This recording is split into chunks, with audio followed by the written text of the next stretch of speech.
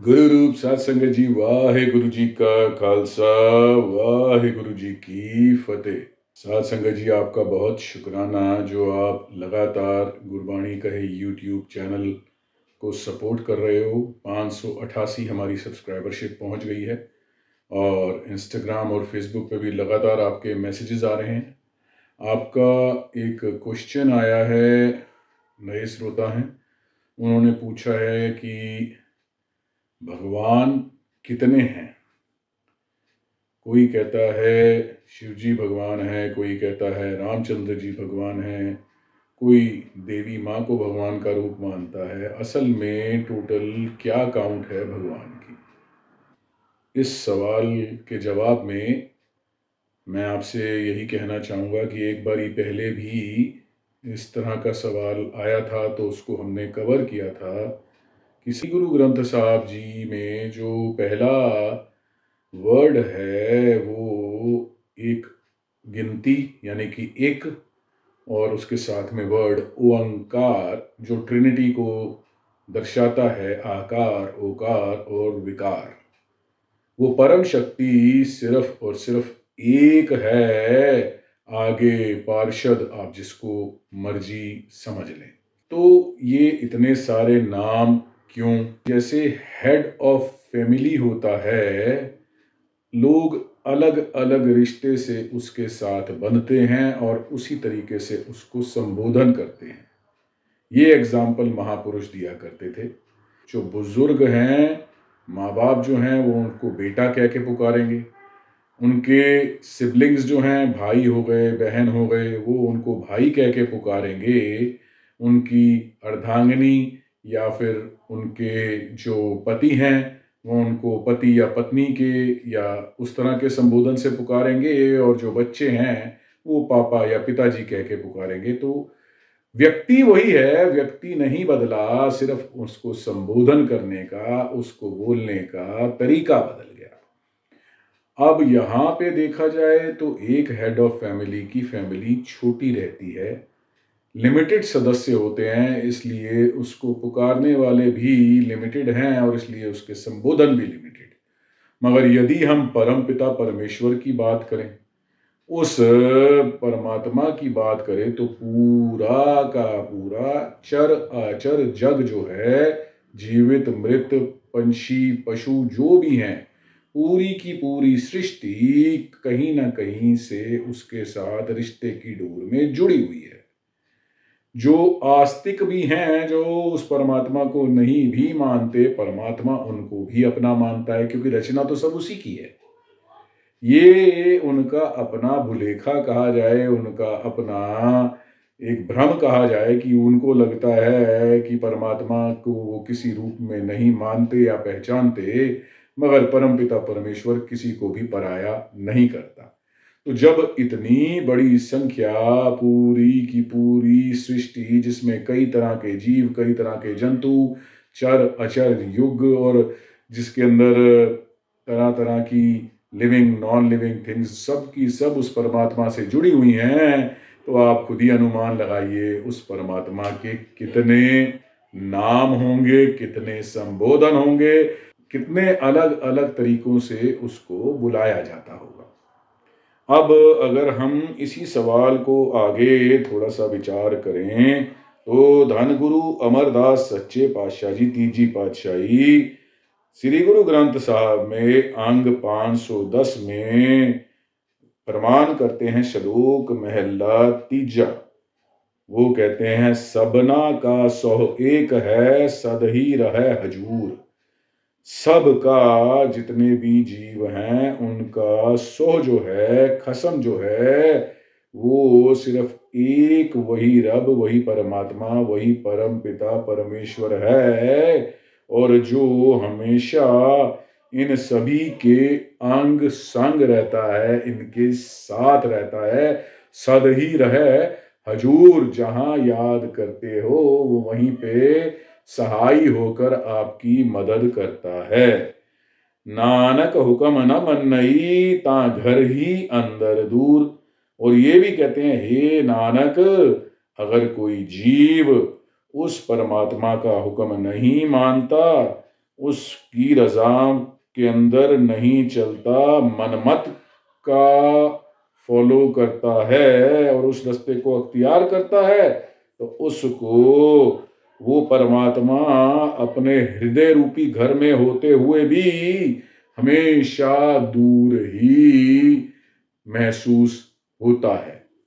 अब यहां पर ये भी साथ में क्लियर कर दिया, जैसे आप बहुत से डाउट्स यही होते हैं कि परमात्मा का साक्षात्कार क्यों नहीं होता, परमात्मा अगर हमारे अंग संग है तो हमें उसका आभास क्यों नहीं होता।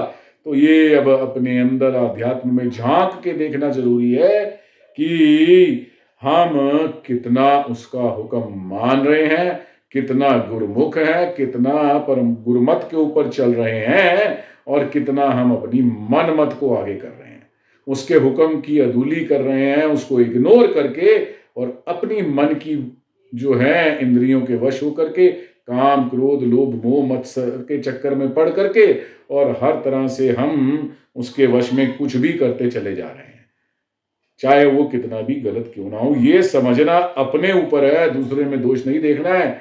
मगर अगर आप इसको सुधार लेते हो, गुरमत पे चलना शुरू कर देते हो, परमात्मा के साथ जुड़ जाते हो, तो फिर परमात्मा का साक्षात दर्शन करने से दुनिया की कोई ताकत आपको रोक नहीं सकती। ऐसा गुरु अमरदास जी ने बिल्कुल क्लियर कर दिया। परमात्मा तेरे अंग संग है, उसका एहसास और उसका आभास, और वो जो साक्षात्कार है वो सिर्फ तब होगा जब तू पूरी तरह से उस मालिक का हुक्म मानना शुरू कर देगा।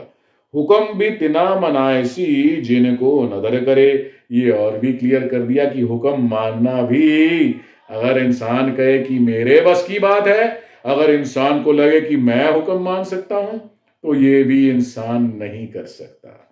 हुक्म भी तिना मनाएसी, उन्हीं को हुक्म मनवाता है।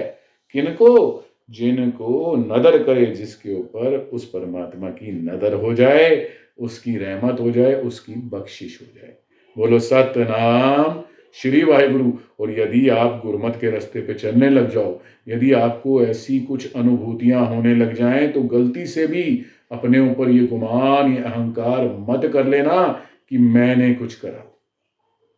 शुक्राना करना परम पिता परमेश्वर को कि हे मेरे वाहिगुरु, आपकी रहमत हो गई, आपकी बख्शिश हो गई, आपकी नदर हो गई, जो आपने खुद अपना हुक्म दास से मनवाया। आगे महाराज कहते हैं, हुक्म मन सुख पाया, प्रेम सुहागण होए। और जिसने हुक्म मान करके सुख पाया है, वो प्रेम वाली और अच्छे भागों वाली सुहागण हो जाती है, वो अपने परम पिता परमेश्वर के रंग में रंगी जाती है। आगे गुरु अमरदास जी कहते हैं, महला तीजा रैन सबाई जल मुई कंत ना लायो भाव।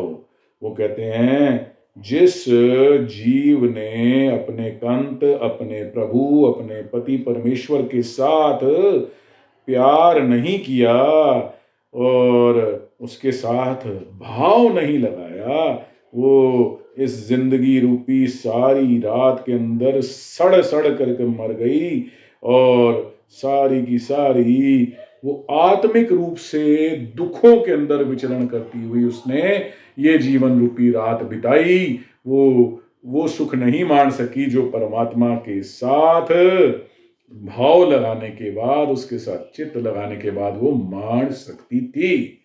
आगे कहते हैं, नानक सुख वसन सुहागणी जिन प्यारा पुरख हर राव। मगर हे नानक, जिन्होंने अपना प्यार अपने अकाल पुरख, अपने खसम, अपने परम पिता परमेश्वर के साथ लगा लिया, वो सुहागणी, वो बड़े भागों वाली, वो अच्छी किस्मत वाली है और वो सुख के साथ सोती हैं, सुख के साथ उस रात में विचरण करती हैं और विचरण करते करते जीवन गुजार देती हैं। सुख वसन सुहागणी कौन? वो वाली सुहागणी जिनका प्यारा पुरख हर राव, जिनको अपने हर राव अपने परमपिता परमेश्वर के साथ वो प्यार, वो भाव वाला संबंध बन गया है। पौड़ी महाराज आगे वो शब्द उच्चारते हैं, दास को याद आ गया।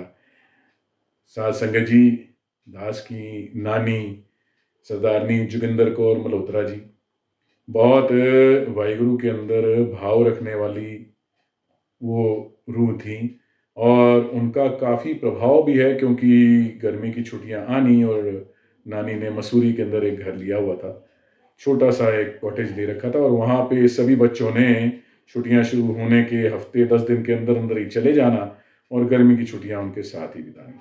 तो जब उनका अखीरला समा आया तो उनको कैंसर की तकलीफ हो गई थी, और उनका गुरबाणी के अंदर और भी ज़्यादा महाराज ने अपने आप ही प्रेम बना दिया था। तो ये जो पौड़ी का जो शब्द है, ये नानी हमेशा जब भी जाओ उस अंतले समय में ये शब्द वहाँ पे चल भी रहा था। उस टाइम पे ऑडियो कैसेट का ज़माना था, और वो ऊंचा ऊंचा साथ में गा भी रही होती थी, और वो धुन भी आज तक दास के अंदर याद है। वो गाती थी कि सब जग फिर मैं देखिया हर एक को दाता, हर एक को दाता, हर एक को दाता। तो ये शब्द आगे महाराज गुरु अमरदास जी पौड़ी में कहते हैं, सब जग फिर मैं देखिया हर एक को दाता। मैंने पूरा संसार, पूरा जग देख लिया है।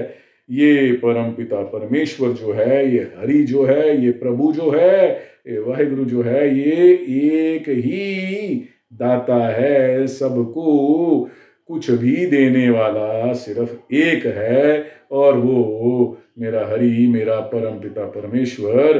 बोलो सतनाम श्री वाहिगुरु।